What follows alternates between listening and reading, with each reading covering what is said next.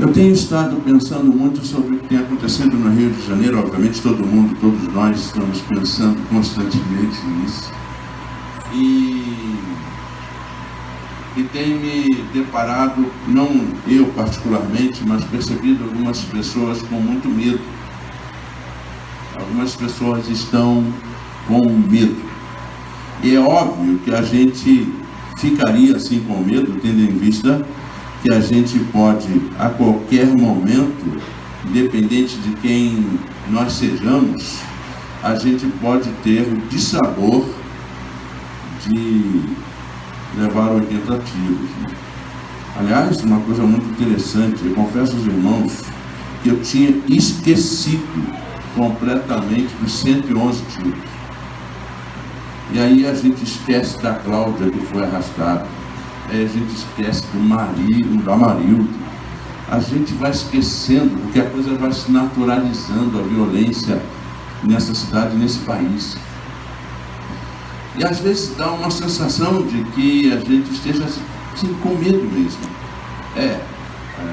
Uma chuva que vem de repente e toma conta de forma inescrupulosa das casas, destruindo tudo, matando pessoas. É um prédio que cai e parece que a gente está nessa sensação, e é essa sensação que eu tenho desse juízo de Deus. A gente está numa situação, a cidade está totalmente desolada, eu tenho sentido isso.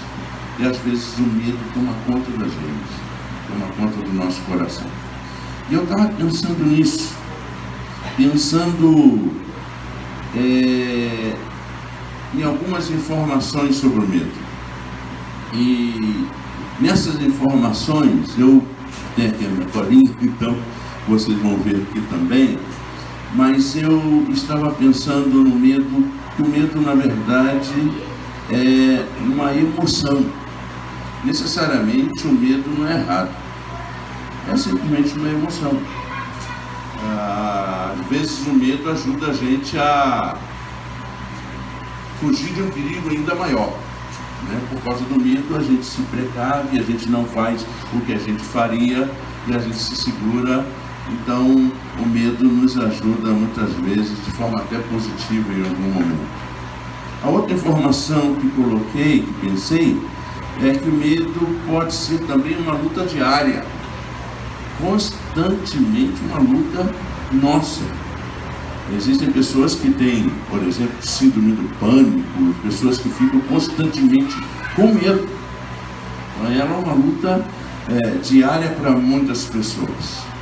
A outra informação, eu estou correndo um pouquinho porque por causa do tempo, mas outra informação que pensei é que o medo pode estar relacionado com a idade.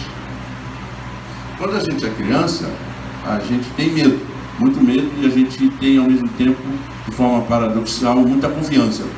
Ao mesmo tempo que a gente tem medo, a gente tem muita confiança nos nossos pais. Por isso que a gente quer estar no colo deles, né? A gente quer estar perto deles.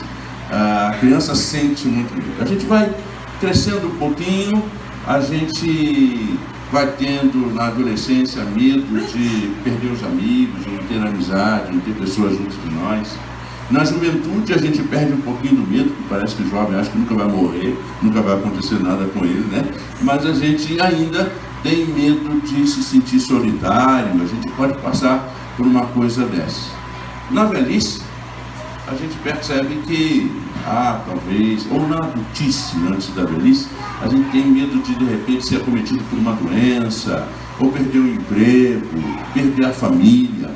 Quando a gente fica velho, muitos deles têm, os velhos, alguns estão aqui entre nós, então podem dizer que o medo, mas pessoas mais velhas têm o medo de morrer.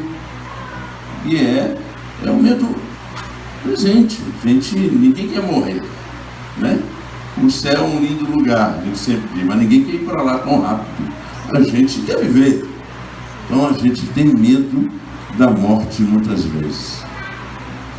Então o medo também pode ser sinal de problemas maiores. Às vezes, sinal de problemas psíquicos sérios, de algumas fobias. Às vezes a pessoa precisa de um tratamento profissional muito maior, porque ela vive diariamente com esse medo, e é medo de todas as coisas. Às vezes ela precisa de um cuidado maior, é até médico mesmo. mas nós temos medo. Existem 3 facetas do medo que eu queria pensar com vocês rapidamente aqui. Primeiro, a nossa percepção do perigo. O medo pode ser uma coisa real. Então a gente tem medo de uma tempestade. Dependendo do lugar que a gente esteja, sobretudo no Rio de Janeiro, que desde 2013 não colocam dinheiro na estrutura da cidade, a gente pode estar no centro da cidade e pode tudo encher, tomar conta de tudo, não é? Se a gente estiver numa comunidade, pode ter desabamentos e tudo mais. Então a gente fica preocupado, com medo dessa coisa real que pode acontecer conosco. Existe aquele medo que é irreal, que se mistura um pouco com a ansiedade. A ansiedade é isso, é o medo por uma coisa irreal, uma coisa que talvez não vá acontecer, e é um medo interior, mas a gente sente esse medo também. Há também a emoção propriamente dita, essa coisa de que muitas vezes eu sinto, mesmo pregando, por exemplo, desde 13 anos de idade, todas as vezes que eu vou pregar, como estou aqui agora, mesmo conversando com vocês, a mão fica suada. E às vezes essa emoção faz com que a nossa boca fique seca, né? A gente fica com taquicardia, porque a gente está com medo. Então, essa é uma emoção. E a gente tem reações ao medo. Vou contar uma história para vocês. Eu, quando era adolescente, eram as 2 histórias. Eu, quando era adolescente, eu ia para minha casa lá em Teresópolis, do centro para a minha casa, e eu ia a pé, nem sempre, ou quase sempre não tinha dinheiro, então eu ia a pé e eu não tinha medo, né? Eu ficava meio tenso. Homem não tem medo, eu ficava meio tenso. E aí eu vinha cantando pela rua assim: eu só confio no Senhor, que não vai falhar. Lembra disso? Eu só confio no Senhor, sigo a cantar. Se o sol chegar a escurecer e o céu toldar, eu só confio no Senhor, que não vai falhar. Posso confiar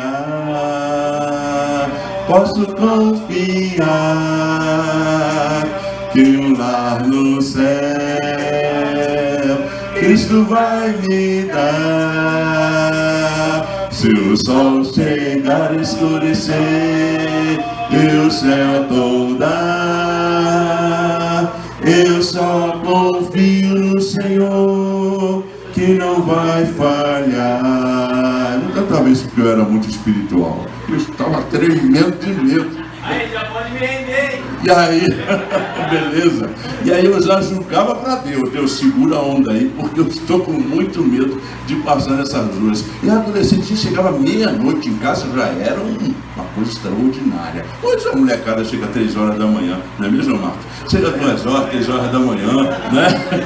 Então, antigamente a gente tinha mais medo. E a outra história é que o meu primo, o apelido dele era Curisco. Eu tinha um primo que o apelido dele era Curisco. Ele corria muito, por isso o apelido dele era Curisco. Eu fui num lugar chamado Albuquerque, em Teresópolis. E os meninos começaram a dizer que tinha um homem que pegava a criança, matava as crianças, esquartejava as crianças, e todo mundo falando aquilo no meu ouvido o tempo todo. De noite estávamos conversando, de repente eu olhei para o chão, uma lua muito bonita, eu vi uma capa, uma coisa assim, amigo de capa, chegando assim e gritando: ah! Naquele momento, irmãos, o meu primo Curisco ficou muito para trás, muito para trás, mas eu saí disparada, mas corri muito, e aí me apelidaram de Relâmpago, porque eu era mais rápido que o Curisco, né? Por causa da reação ao medo, com a reação de fuga. A gente sente alguma maneira de fugir quando a gente estar experimentando medo ou agir até em violência com medo. Por medo, algumas pessoas podem até partir para a violência fruto desse medo. Então essa é uma coisa que a gente pode aprender. Outra coisa que eu queria pensar com você é que uma coisa a gente tem que ter medo. A gente tem que entender que Deus é o maior perigo que devemos ter medo. Eu tenho um amigo que diz assim: eu tenho muito medo de Deus. Porque a gente tem uma ideia de Deus só graça, misericórdia e amor.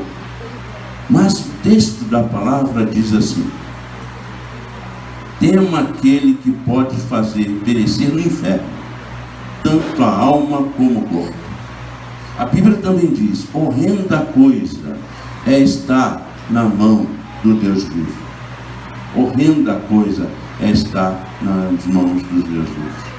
Por que ele está dizendo isso? Porque existe um medo que é o medo pecaminoso. Existe um medo que é fruto do pecado.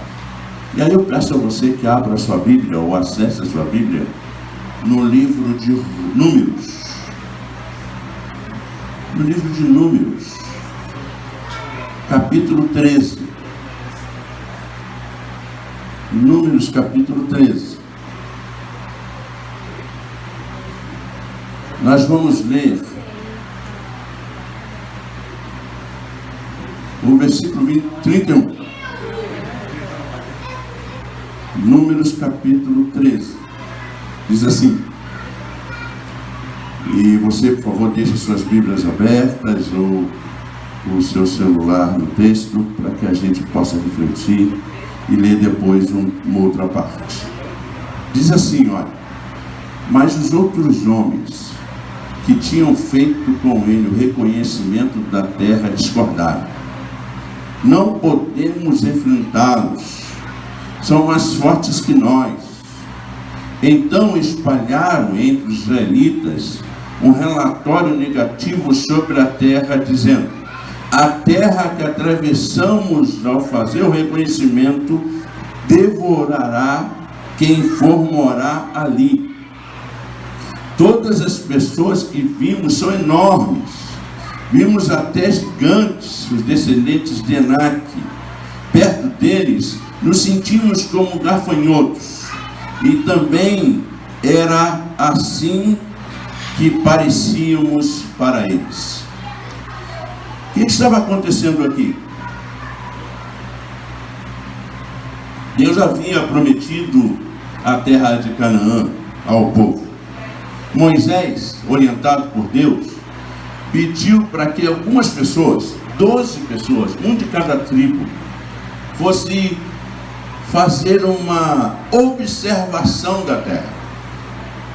E nessa orientação de Moisés, mesmo no capítulo 13, um pouquinho antes, ele começa dizendo que o que eles precisavam observar.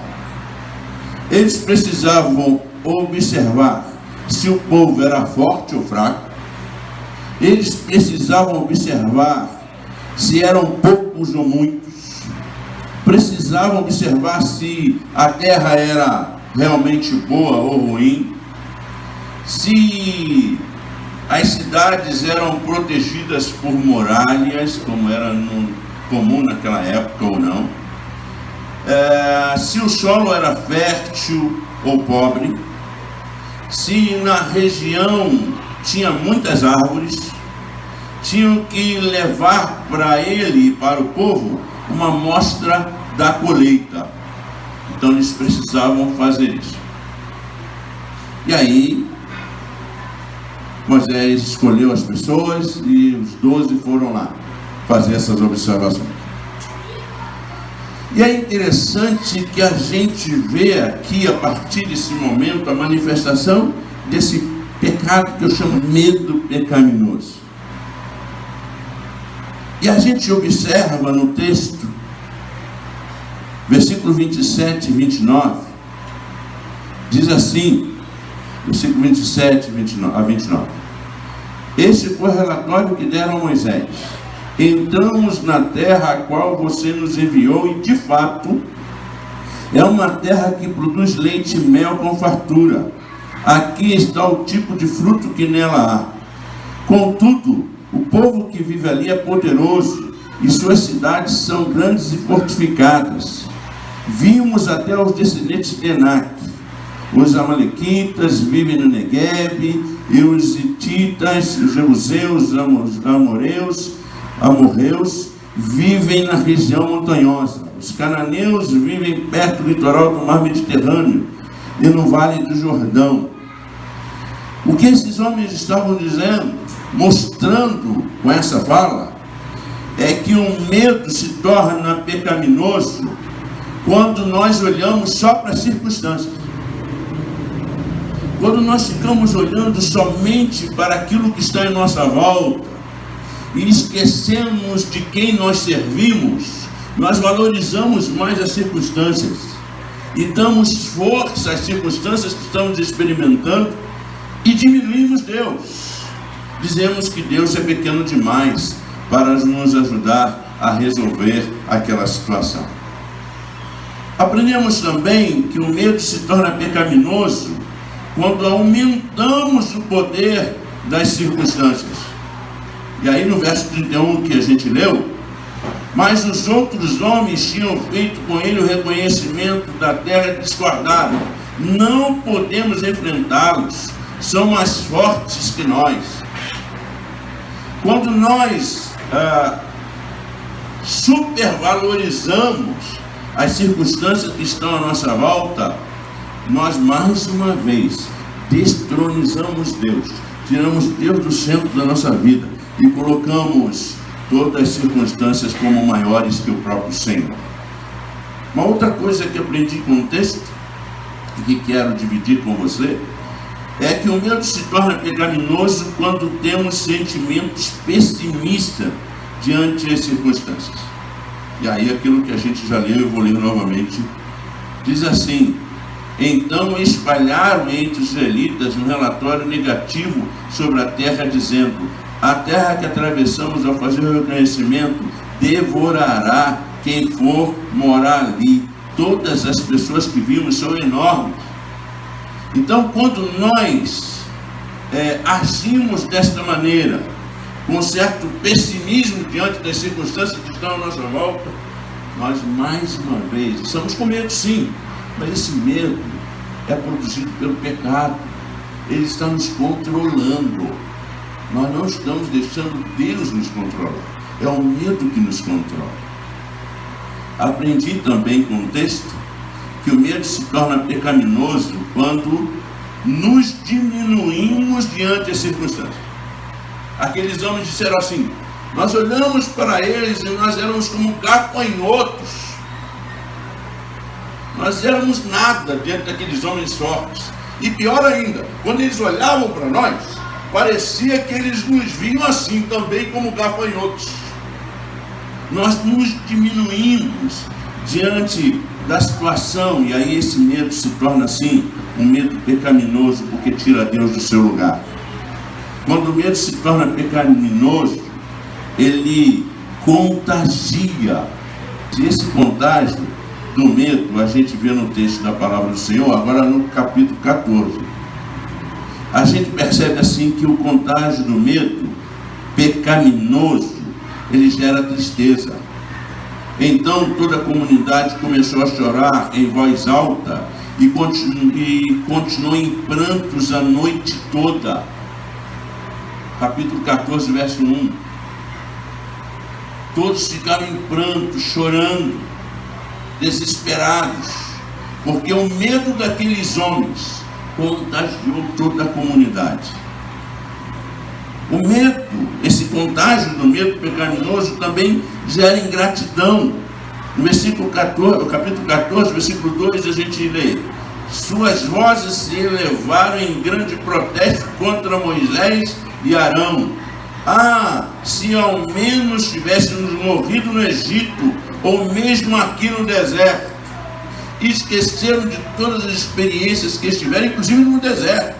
Lembra daquela situação? O maná chegava e eles pediram carne, as cordonizes chegavam e eles foram alimentados por Deus. eles estavam sendo liderados por Moisés e Arão, e eles começaram então, por causa do contágio do medo pecaminoso, a falar, a demonstrar ingratidão completa para com seus líderes.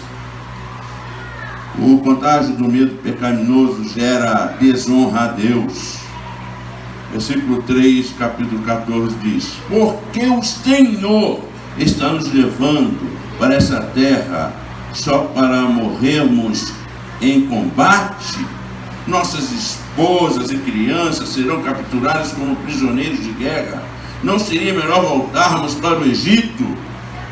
O povo estava tão contagiado por esse medo pecaminoso que fala contra Deus. Agora a culpa é de Deus. Quando a gente está com esse medo, que eu chamo de medo pecaminoso, a gente questiona até o poder de Deus. Então a gente precisa só ter esse cuidado de avaliar se nosso medo, a origem dele é fruto de pecado ou se ele simplesmente é uma reação natural. E por fim, nessa parte, o contágio do medo pecaminoso gera insurreição. Capítulo 14, capítulo 14, verso 4, a gente percebe o que aconteceu ali. Eles começaram a dizer: vamos escolher um novo líder e voltar para o Egito. Começaram já a querer tirar o líder do seu lugar. Começaram a produzir uma insurreição. Tudo por causa do medo pecaminoso no coração daqueles homens que foram espiar a terra. Não todos eles, mas daqueles homens específicos que estavam vivenciando esse medo. O que precisamos fazer então para vencer o medo pecaminoso? O que nós precisamos fazer? Aí a gente aprende com dois homens, Josué e Caleb. A gente aprende como vencer o medo pecaminoso a partir das vidas desses irmãos. Primeiro, nós precisamos mudar o nosso olhar diante das circunstâncias. Versículo 7 diz assim: dois homens que tinham feito o reconhecimento da terra, Josué, filho de Num, e Caleb, filho de Jefoné, rasgaram as suas vestes, rasgaram as suas roupas, e disseram a toda a comunidade de Israel: a terra da qual fizemos reconhecimento é muito boa. Vocês perceberam que antes os outros disseram assim: olha, de fato a terra é boa. Josué e Caleb já falam de forma diferente. Eles não falam simplesmente de fato a terra é boa. Não, a terra é muito boa. O olhar é um olhar diferente. Porque quem usa óculos escuros só consegue ver as coisas escuras. Aqueles homens tinham o olhar de Deus, tinham o olhar do Senhor, estavam compreendendo, mesmo com medo. Eles também estavam com medo. Eles não eram super-homens, não. Estavam com medo, mas o medo deles não era um medo pecaminoso. Era um medo controlado pelo próprio Deus e na confiança do Senhor. Por isso, então, eles disseram: a terra é muito boa. Então, eu quero pedir a você, se você estiver com medo, mude o seu olhar diante das circunstâncias. Confiar no agir do Senhor. Eles disseram: e se o Senhor se agradar de nós, Ele nos levará em segurança até ela e a dará a nós. É uma terra que produz leite e mel com fartura. Uma outra perspectiva, porque esses homens estavam pautados pela confiança no Senhor. Terceira coisa é que não podemos nos rebelar contra o Senhor através do medo. A parte A do versículo 4, ou melhor, do versículo 9, desculpe-me, do capítulo 14, diz assim: não se rebelem contra o Senhor e não tenham medo dos povos da terra. Para Josué e Caleb, a compreensão que se tinha que aquele tipo de medo era uma rebelião contra Deus. Quando a gente tem medo que tira Deus do seu lugar, que o nosso medo é maior do que a nossa confiança no que Deus pode fazer, nós estamos nos rebelando contra Ele. Então a gente precisa pedir perdão. Crer que o Senhor é maior que todas as situações. E eles continuam então dizendo: não se rebelem contra o Senhor e não tenham medo de todos os povos da terra. Diante de nós, eles estão indefesos, não tem quem os proteja. Mas o Senhor está conosco. O Senhor está conosco. Não tenham medo deles. Amém. É isso. Nós temos o Senhor. Eu quero que a nossa igreja brasileira, eu quero que tenha aqui um monte de gente que tenha o espírito de Josué e Caleb. Porque quem tem o espírito dos outros 10 espias sugam as nossas energias. Tem um pastor amigo meu em Costa Rica, que ele tem uma casa bem no alto. Ele é músico, toca nos bares lá em Costa Rica, fez um trabalho fantástico. A igreja tem, nos 23 anos a igreja tem, 23 anos, a igreja tem uns 9 projetos no país inteiro, porque Costa Rica é bem pequenininho, né? Costa Rica toda deve ter 4 milhões, 5 milhões de habitantes, a ponto do governo pedir ajuda à igreja, porque tinham 16 meninas que eram de uma quadrilha que queimavam casas. E o governo disse assim: pastor, se a igreja não pegar essas meninas, cuidar delas, nós vamos colocá-las na prisão de adultos, porque a gente já não aguenta mais. E eu conheci essas meninas. Parecia uma mentira que tinham me contado. Essas meninas, depois de 3 anos, completamente restauradas pelo trabalho daquela igreja naquele lugar, em São José mesmo, a igreja.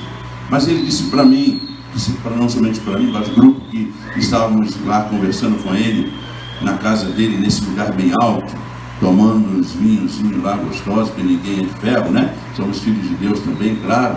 E a gente estava ali batendo papo, e ele disse assim para mim: eu venho para cá, para essa casa, porque às vezes tem pessoas que sugam a minha energia. E aí eu não aguento, eu preciso fugir. Eu autocuidado, eu preciso vir para cá e ficar tocando a música, ouvindo a música. E a casa dele dá para ver São José todinho, assim, é bem alto. Ele fica lá pensando, refletindo, ou com os amigos músicos, ou sozinho, produzindo música, lendo a Bíblia, orando, porque ele não pode ter as suas energias consumidas. A nossa igreja brasileira seja uma igreja de gente de espírito de Josué e Caleb, de gente que vê a situação: puxa, a vida está ruim, não está tão legal, a gente tem que chegar aqui e arrumar. Poxa, não está legal, alguma coisa está faltando. Pô, não tem um trabalho legal com as crianças. A gente sabe que a gente tem que melhorar, sabe que tem que ir para um lugar definitivo, a gente já sabe disso. Mas a gente vai dizer assim: estou dentro, vestir a camisa. É como eu, falando com a Isamara, acho que foi a Isamara, conversando com ela: olha, eu coloquei você na comissão, qualquer uma, pastor. Inclusive a limpeza, pode me colocar, não tem tempo ruim não. Essa coisa de dizer, estou junto, porque eu sei que essa igreja não é do Marco Davi, não é do Vitor, não é de ninguém aqui individualmente. Essa igreja pertence ao Senhor. E o Senhor que vai dar os caminhos. Portanto, tenhamos esse espírito. E quando você estiver com medo, quero dar a última sugestão para você. E agora de fato pastor mente pra caramba, fala sempre que vai terminar e nunca termina, né? Mas faz parte da nossa categoria. Quero dar algumas orientações para você. Diante do medo, respeite o medo como realidade. Respeite o medo como realidade. Segundo, não se deixe controlar pelo medo. Enfrente o medo. Não haja com medo. No meio de uma situação de medo, não produza nenhuma ação, porque você pode se machucar mais ainda. Agora, com certeza, tema realmente o Senhor. Tema o Senhor. Tenha medo do poder de Deus. Quando eu falo temer ao Senhor, Não é dizer, Deus vai me matar, Deus vai me... Não. É isso que eu estou dizendo. É saber que o Senhor é maior que todas as situações. Se você tem essa perspectiva, você não vai ter medo de mais nada. Porque você vai ter medo, sim, daquele que tem poder para realizar todas as coisas. Esse sim é o poderoso. Não é quem está no governo, os loucos, como diz aí o Douglas, as pessoas que estão enfermas, que a gente precisa amar, né? A gente é crente, tem que amar, mesmo apesar de, a gente tem que amar. Então amemos, mas ou então oremos, Senhor, tire-os de lá. A gente também pode fazer essa oração, tire-os de lá, porque eles estão causando muito mal a nós. Essa oração também o Senhor ouve. Confie que o Senhor está contigo. E aí a gente pensa em Jesus. A promessa de Jesus para você vencer o medo está aqui. Não se turbe o vosso coração, o seu coração. Crede em Deus, crede também em mim. Estarei convosco até a consumação dos séculos. Tenha medo, você tem medo? Confie no Senhor. Entrega a tua mão, a sua vida completamente nas mãos do Senhor. Diz que Ele vai cuidar de você. Ele quer cuidar de você. Então, a gente aprende a vencer o medo, tendo a consciência de que o Senhor está conosco sempre. Amém?